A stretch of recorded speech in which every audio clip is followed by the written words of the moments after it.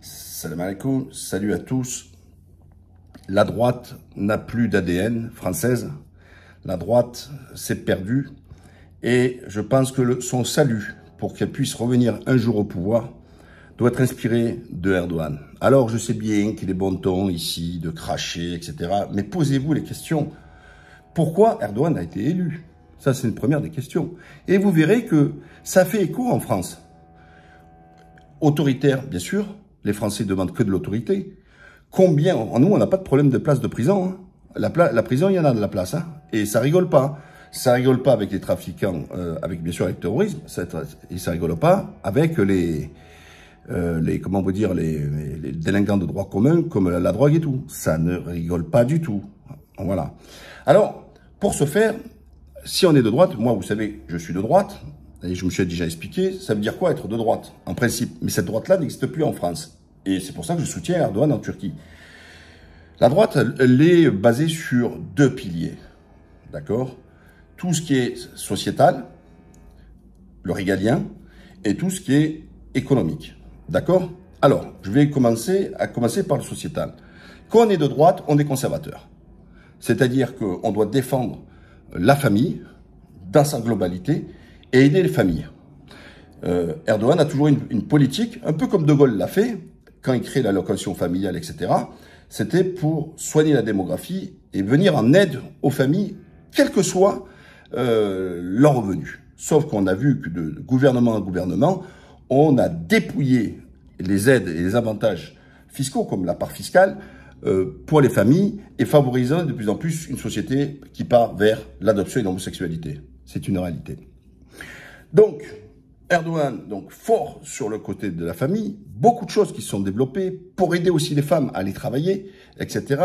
Hein, par exemple, si la grand-mère elle garde un enfant et qu'elle a la retraite, l'État lui donne de l'argent pour pouvoir garder le petit-enfant et que sa fille puisse aller travailler. Vous voyez, il y a eu le sujet des retraites. Les femmes, elles travaillent moins en Turquie que les hommes. Ils ont besoin de moins d'années de cotisation que les hommes. Voilà, vous voyez. Donc, vous voyez, en plus, il est très féministe. Il faut savoir que majoritairement, les femmes votent pour Erdogan hein, en Turquie. Et je ne vais pas vous faire toute la liste. C'est seulement pour vous donner le corpus idéologique. Donc, c'est conservateur là-dessus. Donc, qu'est-ce que ça veut dire conservateur? On conserve l'outil familial, la composition familiale, etc. Ça, c'est la première des choses. Sauf que notre droite en France, elle est très silencieuse sur l'histoire des LGBT. On est envahi de ces sujets-là. Ils ont fermé leur gueule quand ils ont mis parent 1, parent 2, alors que soi-disant, la loi sur le mariage homosexuel devait rien enlever sur les hétérosexuels, sauf qu'on en voit les conséquences. Aujourd'hui, on enlève tout. On enlève même la fête des mères, parce que, et pourquoi? Parce que parent 1, il n'y a plus de tout. On fait plus la fête des pères, on fait plus les cadeaux comme on faisait à l'école pour préparer tout ça, etc. Donc oui, on a perdu, et la droite est silencieuse, et pire, elle ne vient pas apporter un contre-projet de dire si demain j'arrive au pouvoir, je vais défendre. Donc, sur le plan sociétal, la droite a complètement disparu. Ensuite, on parle à droite, le régalien fort. Sauf qu'à droite, on a retenu que l'immigration. C'est-à-dire qu'ils ont que ça à dire. Immigration, immigration, immigration, immigration. Parce qu'ils savent qu'il y a un écho dans la société concernant les sujets d'immigration. Moi, c'est pas un tabou, moi, de parler d'immigration. Sauf qu'eux, ils en font un porte-étendard, mais qui va étouffer tout le reste, puisqu'il n'y a rien d'autre à proposer. C'est-à-dire que, sur le côté sociétal, il n'y a plus rien. Voilà. Bon, sur le plan économique, j'en parle même pas. D'accord? Donc, continuons. Donc, sur le premier pilier sur la société, c'est le régalien. Donc, l'autorité. Et l'autorité, c'est la sécurité. Oh, ça fait combien d'années qu'on n'a pas de construction de prison? Là, aujourd'hui encore, on vient de battre le record dans nos prisonniers et on prend chaque fois des rafales auprès de la Cour européenne des droits de l'homme, des sanctions, et à juste titre, parce que on a une surpopulation carcérale. Donc arrêtez de me dire que la justice est laxiste. Elle va les mettre où, ces prisonniers?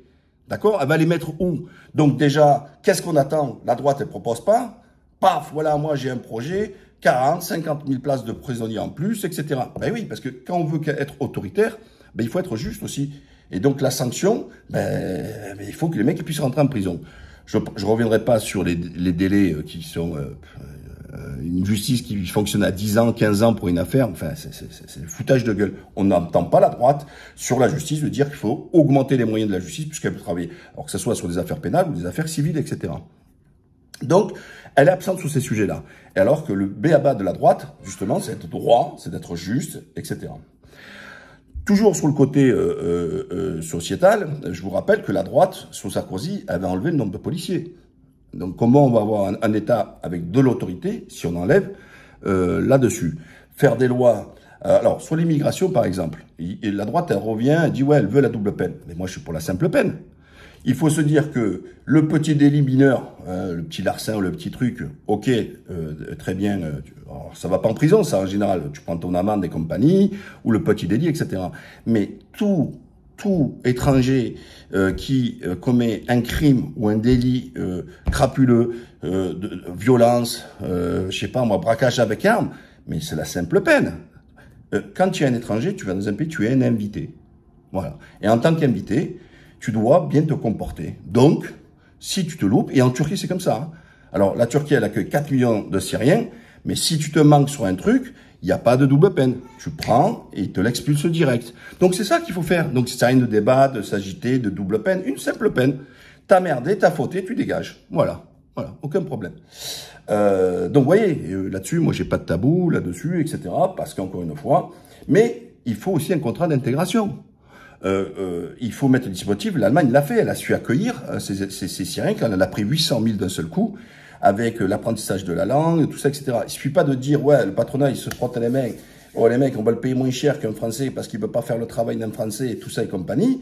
Et derrière, de pas actionner. Donc, il faut activer des processus avec un nombre d'heures imposées, tout ça, etc., de l'apprentissage de la langue, etc. Donc, il faut venir soutenir pour lui et sa famille. Hein, donc, il faut les accompagner. Bon, les enfants, ils vont dans l'école, donc il n'y a pas de problème. Il faut les accompagner pour pouvoir les intégrer. Voilà. Et on intègre déjà par la langue. Hein, c'est hyper important. Ensuite, le deuxième volet, qu'est-ce qui caractérise Erdogan et ce qui est de la droite, en principe, c'est être juste. Donc, on ne peut pas dire un slogan « le travail doit payer » et militer pour baisser, comme a fait Fillon et la droite à soutien, la baisse des charges sur le salaire minimum, puisque le salaire minimum devient le salaire maximum. Ben, vous êtes chef d'entreprise, d'accord?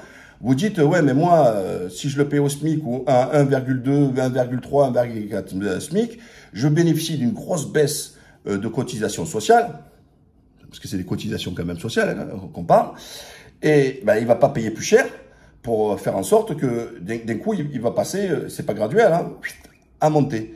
Ben, une position très... Regardez, en Turquie, il y a cet équilibre, c'est je donne à l'employé et je donne au patron. Donc, par exemple, en Turquie, impôts tout compris, on n'est pas comme en France, en France, sans les impôts, on est déjà à 24% de prélèvement rien que pour les cotisations sociales. En Turquie, ça devrait être le tout complet, d'accord? Avec l'impôt sur le revenu, tout est compris et tout est pris à la source, etc. Donc, si vous faites, donc en Turquie, je vous donne un exemple. Et ça permet aux PME. Donc, il faut distinguer les grosses entreprises des petites entreprises. Parce que les grandes entreprises payent moins d'impôts. Eh ben, il dit, chaque entreprise au 3e employé ne paye pas de charges. Eh ben, je trouve que c'est beaucoup plus juste. Parce que on le met pas en fonction du salaire. Parce que si vous mettez sur le salaire, vous poussez les entreprises à payer moins bien. Voilà, c'est ça. Et aujourd'hui, s'il y a une crise de pouvoir d'achat, c'est que beaucoup de gens sont payés au SMIC parce que les entreprises, si elles payent plus, elle va payer plus. Elle va payer plus de cotisations. Parce qu'on a baissé les cotisations que alignées sur le SMIC, qui est une idiotie. Donc, alors après, on peut le plafonner, on peut dire à 3-4 fois le SMIC, c'est déjà pas mal, 3 fois le SMIC ou 4 fois le SMIC, et se dire, comme la Turquie elle dit, voilà, après le troisième employé, il est sans charge. Voilà. Mais au moins, quand on fait ce système-là, on ne vient pas impacter sur la rémunération, puisque ce qui est important, c'est embaucher. Voilà. Donc, à droite, on vous dit, c'était l'ancien slogan, travailler plus pour gagner plus. Encore heureux que tu travailles plus, tu gagnes plus. Mais sauf que les 25%, le salarié, quand il disait ça, bon, ils n'en parlent plus de ça maintenant, il y a rien. C'est-à-dire sur le plan, sur l'économique, il y a plus rien, il y a plus un mot. Non, il faut que le salaire de base, sans faire l'heure supplémentaire, que les gens puissent vivre de leur subside. Il faut arrêter de se dire que quand on touche des allocations, logement, tout ça, etc., donc c'est la collectivité générale qui va payer parce que le patron ne donne pas le bon salaire. Parce que l'État, quand l'État vous donne des aides sociales parce que vous touchez le SMIC, c'est que l'État reconnaît que votre salaire simple, rien que pour travailler, vous permet pas de vivre. Alors en tirant la conclusion, et mets-moi un salaire au niveau du niveau de vie. Voilà. Alors on a beau critiquer la Turquie avec l'inflation, mais sauf que les salaires, ils ont chaque fois augmenté de 50, de 100%, etc. Donc encore une fois, l'inflation, c'est pas un problème si vous augmentez les salaires. Le problème, ce qu'il y a en France, c'est qu'il y a une inflation qui est en plus maquillée, qui est trichée, et les salaires qui n'augmentent pas. Donc c'est normal qu'ils crevent la dalle. Et maintenant on parle de fin de mois, mais maintenant il faut parler de fin de quinzaine. Et voilà. Et ça va continuer à empirer parce que on n'a pas attendu le problème de l'inflation pour se rendre compte qu'il y avait un problème de pouvoir d'achat en France. Et on continue. Et la droite, elle est complètement absente sur cette question-là. Alors, il faut, quand on est de droite, c'est pas alourdir le code du travail, permettre aux entreprises, etc. Alors, la droite, elle est complètement absente là-dessus, sauf qu'en Turquie, c'est quand même beaucoup plus libre. Voilà, vous vous détachez d'un salarié rapidement, tout ça, etc. C'est très simplifié. Alors, par exemple, si vous licenciez à tort ou à travers, etc., il a droit à 1 mois de salaire par année de présence dans l'entreprise. Voilà, c'est de facto. Donc, tu le payes. Voilà, voilà, c'est comme ça, etc. Mais il faut donc, à un moment donné, donner aux entreprises, tu vois, de leur faciliter la vie, même sur le plan administratif, d'arrêter de les emmerder, les entreprises. Aujourd'hui, un chef d'entreprise, il faut qu'il passe 2 jours qu'à répondre à l'administration, c'est pas possible. Donc, je les entends pas là-dessus, la droite. Quelle est la question? Et donc, comme je vous dis, il faut être juste, puisque quand Erdogan est de droite, c'est un centre-droit, donc fort sur le régalien, et flexible sur l'économie, inciter. Il veut sur l'agriculture. En France, pendant qu'on perd des millions d'agriculteurs, en Turquie, il essaye d'en gagner parce que depuis longtemps, il fait un plan. Qu'est-ce qu'il fait? Il y a pratiquement pas de taxes. Quand il y a eu l'augmentation d'électricité, tout ça, il a dit vous paierez la facture après. Il y a beaucoup d'aides qui sont faites là-dessus pour que les gens viennent s'installer et compagnie. Donc, et il a fait aussi ce qui est, je trouve, qui est intelligent, parce que en France, on souffre du jacobinisme, le Paris qui décide de tout. Alors, en Turquie, il y a un système jacobin. Mais au moins, il a eu un État stratège. Qu'est-ce que c'est un État stratège? Il a délimité. Il a dit, voilà, Bursa, par exemple, ça va être les voitures. Voilà, à tel endroit, ça va être industriel. Antalya, le truc, l'agriculture et le tourisme. Donc, il a fonction des départements.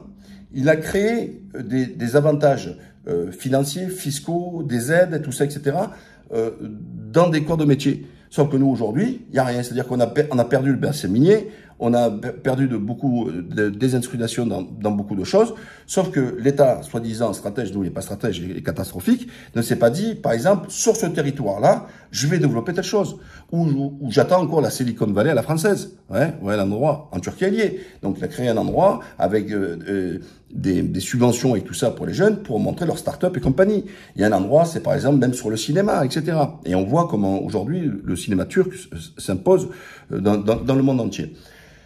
Donc voilà, donc être de droite, c'est 2 piliers forts, fort sur le régalien. Alors l'éducation, je n'ai pas parlé tout à l'heure. Ben oui, mais on peut pas. Être de droite, c'est être juste aussi, d'accord? Être juste, c'est et on dit valoriser le mérite. Oui, mais quand tu as un gamin qui est fils d'ouvrier et que on voit qu'aujourd'hui il aura moins de possibilités qu'avant de pouvoir changer de catégorie sociale, c'est-à-dire qu'un fils d'ouvrier puisse devenir cadre, chef d'entreprise, médecin, docteur, ce que vous voulez, parce qu'on ne lui a pas donné les moyens de le faire. Ben désolé, qu'on est à droite et qu'on accepte le système comme il est actuellement, on peut pas être de droite. Aujourd'hui, la droite n'est pas de droite. Voilà. Donc, alors c'est sûr, il y a 2 choses qui l'excitent. Dès que ça parle arabe, s'il y a un mariage, un truc, et les musulmans. Mais là aussi, sur le plan sociétal, tu dois être du côté des musulmans. Parce que si tu es du côté des musulmans, tu es du côté des conservateurs. Aujourd'hui, c'est un des piliers avec les catholiques, tout ça, les chrétiens, etc., de vouloir conserver ce truc-là. Mais eux, ils passent leur temps à taper sur du musulman pour faire leur empête électorale, alors qu'au contraire, ça doit être l'électorat. Bon, tant pis pour eux, ils se privent à peu près de 10 à 15% de l'électorat. Tant pis pour eux. Mais parce qu'ils ne sont pas de droite. Voilà. C'est-à-dire que je viens de vous faire la démonstration que la seule chose, oui, qu'ils ont sorti pendant des années, on a vu le programme de Pécresse. Je parle même pas du programme de Fillon, c'était quand même un malade, il voulait économiser 150 milliards à couper de partout. Alors qu'on manque de services publics, on manque d'enseignants, on manque de docteurs, on manque d'infirmières, on manque de spécialistes, on manque de tout dans les services publics.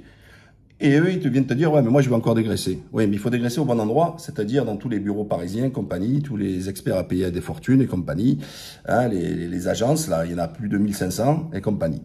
Non, on va emmerder le catégorie C, etc. On a gelé, on a paupérisé les fonctionnaires, bref, voilà.